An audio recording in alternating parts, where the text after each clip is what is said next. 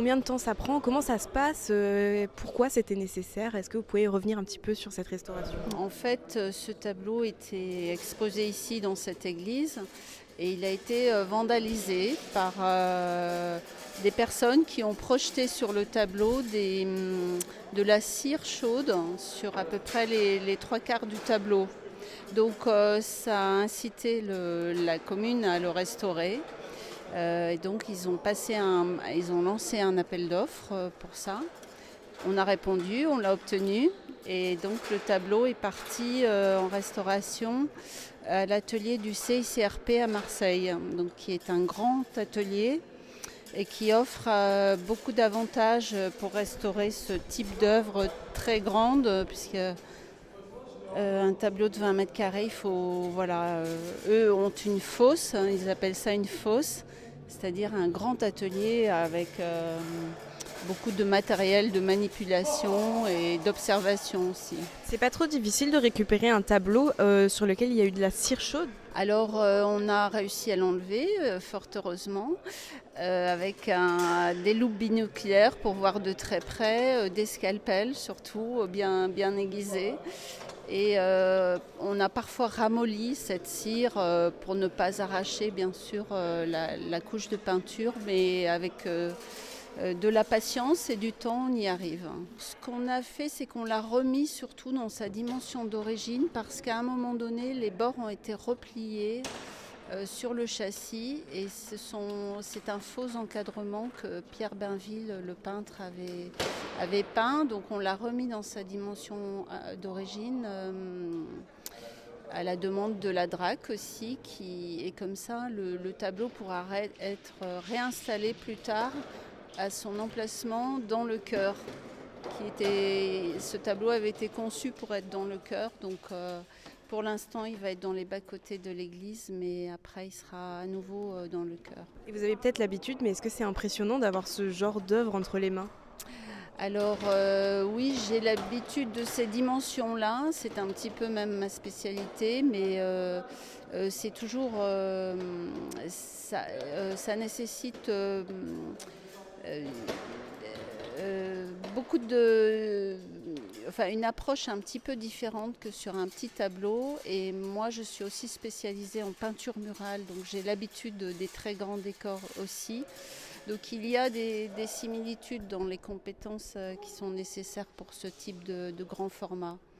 Mais c'est toujours très impressionnant, bien sûr, et il y a beaucoup de précautions à prendre pour voilà, cette dimension-là rend l'œuvre aussi fragile du fait de son poids, de sa taille. Les laits de toile sont cousus entre eux, donc ce sont des fragilités.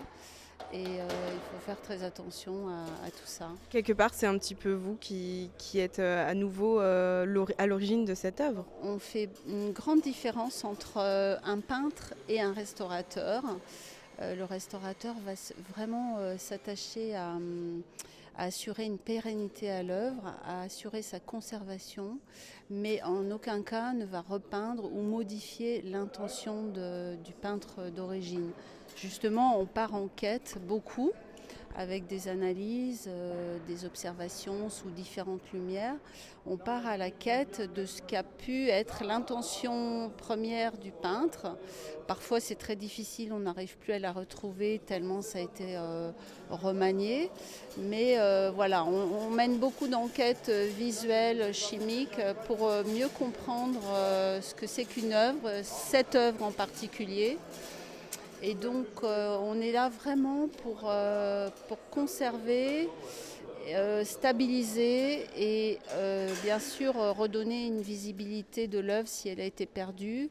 Mais on se garde bien de toute interprétation et de tout débordement. Donc voilà, c'est une profession aussi de retenue. On ne repeint absolument pas sur la matière d'origine. Au contraire, on la met en valeur. Et vous êtes combien à restaurer ce tableau? Vous êtes toute seule ou est-ce que vous êtes aidée par d'autres personnes? Alors on a fait ce qu'on appelle un groupement momentané d'entreprises pour répondre à ce marché parce que toute seule je n'y serais pas parvenue. Et aussi on cherche différentes compétences. Donc là, comme on a fait une restauration fondamentale à la fois de la couche picturale et du support.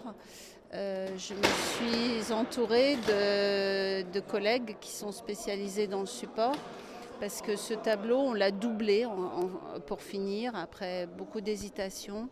La toile d'origine était un peu faible et donc on l'a doublé par le collage d'une nouvelle toile solide pour justement prolonger, assurer sa pérennité dans le temps. Donc là, on était 5 restaurateurs. Donc 2 en support et 3 en couche picturale, et on a fait ça sur 16 mois. Alors, on n'était pas là tous les jours sur cette œuvre parce qu'en fait il y a des réunions, il y a des temps de séchage nécessaires, donc on est obligé d'attendre. Il faut bien laisser sécher les matériaux voilà, pour ne pas générer de nouvelles altérations, c'est très important. Voilà, donc ça s'est étalé, on va dire, sur 16 mois pour avoir plus d'aisance et aussi permettre toutes les manipulations de cette grande œuvre qui parfois était fort complexe. Et là, elle est partie pour durer combien de temps ? Eh bien, j'espère pour toujours. Après, les conditions de conservation, évidemment, comptent beaucoup. Dans une église, c'est toujours très compliqué parce qu'en général, elles sont très humides. Il peut y avoir des remontées de sel qui agissent sur voilà, les peintures, des actes de vandalisme, bien sûr. Et les tableaux sont quand même des matières vivantes, sensibles, et qu'il faut suivre, contrôler régulièrement. Si l'on veut que ça perdure, mais on a des peintures très très anciennes et qui se sont très bien conservées. Donc ça peut tout à fait durer éternellement.